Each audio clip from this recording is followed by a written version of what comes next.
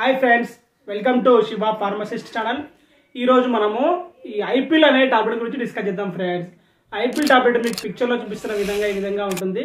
So దీన్ని చాలా మంది గర్భ నిరోధకం కోసం వాడుతూ ఉంటారు, అంటే ప్రెగ్నెన్సీ అవ్వకుండా ఉండడానికి వాడుతూ ఉంటారు.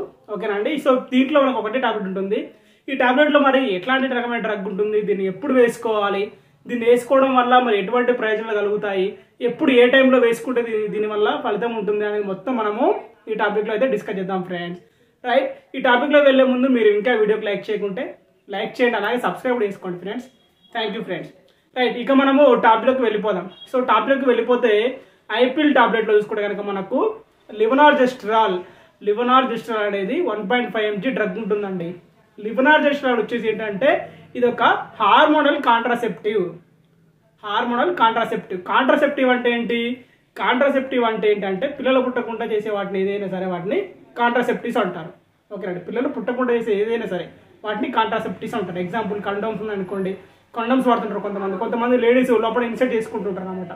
ఓకేనండి, కొన్ని రకాల పరికరాలు ఇన్సర్ట్ చేసుకుంటూ ఉంటుంటారు అనమాట, వాటిని కాంట్రాసెప్టివ్స్ అంటారు. ఇక్కడ ఇదేంటి అంటే హార్మోనల్ కాంట్రాసెప్టివ్ అనమాట, అంటే హార్మోన్స్ని స్టాప్ చేసి ప్రెగ్నెన్సీ అవ్వకుండా చేస్తూ ఉంటుంది.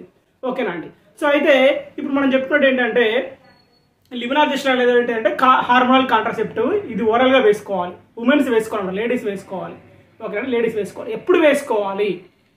ఎప్పుడు వేసుకుంటే యూజ్ ఉంటుంది అనేది ఇప్పుడు డిస్కషన్ చేద్దాం. సో ఎవరైతే ప్రెగ్నెన్సీ వద్దనుకుంటారో, ఇప్పుడే ప్రెగ్నెన్సీ వద్దు, ఇది ఇప్పుడు ఈ టైంలో వద్దనుకుంటారో వాళ్ళు మాత్రమే ఈ టాబ్లెట్ని వేసుకోవాలండి.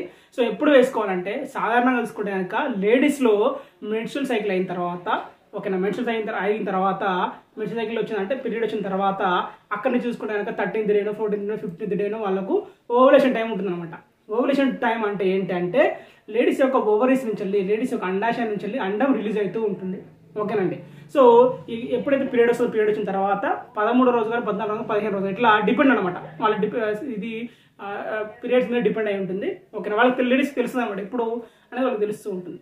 ఓకే, సో ఆ సమయంలో ఏం జరుగుతుందంటే అండాశయం నుంచి అండం అనేది రిలీజ్ అయ్యి వచ్చేసి ఫాలోపియన్ ట్యూబ్లో అక్కడ ఆగిపోతుంది, అక్కడ ఉంటుంది.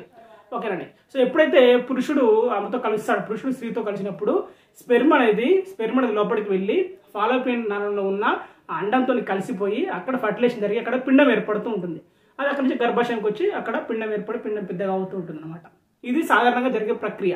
అయితే ఈ టాబ్లెట్ ఏం చేస్తుంది అంటే ఎప్పుడైతే కరెక్ట్గా ఆ సమయాలలో, ఇది మనం 13th 14th 15th నేను చెప్పుకున్నాం కదా, అంటే ఆ సమయాల్లో అంటే ఎప్పుడైతే స్త్రీతో కలుస్తున్న సమయం ఉంటుందో ఆ సమయంలో ఈ టాబ్లెట్ వేసుకోవాలి. వేసుకుంటే ఏం జరుగుతుందంటే ఒకవేళ ఎగ్ రిలీజ్ అవ్వలేదు అనుకోండి, అండాశయం నుంచి ఎగ్ రిలీజ్ కాకుంటే అనుకోండి, రిలీజ్ కాకుండా ఆపుతుంది. ఓకే, ఎగ్ని రిలీజ్ కాకుండా ఆపి ఎగ్ని పోస్ట్ పోన్ చేస్తున్నాం, ఎగ్ని అక్కడనే స్టాప్ చేస్తుంది, రిలీజ్ కాకుండా స్టాప్ చేస్తుంది. అదొకటి. ఒకవేళ పొరపాటున ఎగ్ రిలీజ్ అయింది, స్పెర్మ్ కూడా వెళ్తుంది అనుకోండి, అప్పుడు ఆ స్పెర్మ్ని ఎగ్గుని కలవనీయకుండా చేస్తుంది. స్పెర్మ్ ఎగ్ రెండు కలిసి ఫర్టిలైజేషన్ కాకుండా కూడా చూసుకుంటున్నాం, అంటే స్పెర్మ్ ఎగ్గుని కలవనీయదు, ఇంకా కలిసి ప్రెగ్నెన్సీ వస్తుంది. కలవనీ కూడా చేస్తుంది, కలవనీ కూడా చేసేసి లోపలనే దాన్ని చంపేస్తుంది అనమాట, రెండింటిని చంపేస్తూ ఉంటుంది. అలాగే ఒకవేళ కలిసింది అనుకోండి, కలిస్తే ఇప్పుడు అది గర్భాశయంలోకి రావాలి కదా, గర్భాశయంలోకి వచ్చి గర్భాశయంలో సెటిల్ అవ్వాలి కదా. సో అట్లా సెటిల్ అవ్వాలంటే గర్భాశయానికి లైన్ ఉంటుంది అనమాట, యుట్రస్ లైన్స్ ఉంటాయి అనమాట. ఆ లైన్స్ అనేది ఒక పర్టికులర్ రేంజ్లో ఉండాలన్నమాట. సో ఆ మొత్తం చేంజ్ చేసేసి మొత్తం దాన్ని డ్యామేజ్ చేస్తుంది అనమాట. అంటే ప్రెగ్నెన్సీ వచ్చినా కానీ బేబీ అక్కడ పిండం వచ్చి అక్కడ ఉండి డెవలప్ అయ్యే విధంగా ఏదైతే ఉంటుందో అట్లా కాకుండా అక్కడ ఎలాంటి నిర్మాణం లేకుండా ఆ నిర్మాణం మొత్తం డ్యామేజ్ చేస్తుంది అనమాట. అట్లా ఫస్ట్ ఎగ్ రిలీజ్ కాకుండా ఆపుతుంది. ఒకవేళ ఎగ్ రిలీజ్ అయితే స్పెర్మ్ ఎగ్తో కలవకుండా ఆపుతుంది.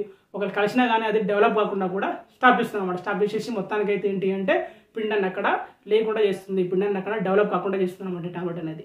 ఓకేనండి. ఒకవేళ ఆల్రెడీ ప్రెగ్నెన్సీ అయింది, ప్రెగ్నెన్సీ ఉన్న తర్వాత టాబ్లెట్ వేసుకుంటే ఎటువంటి లాభం ఉండదు.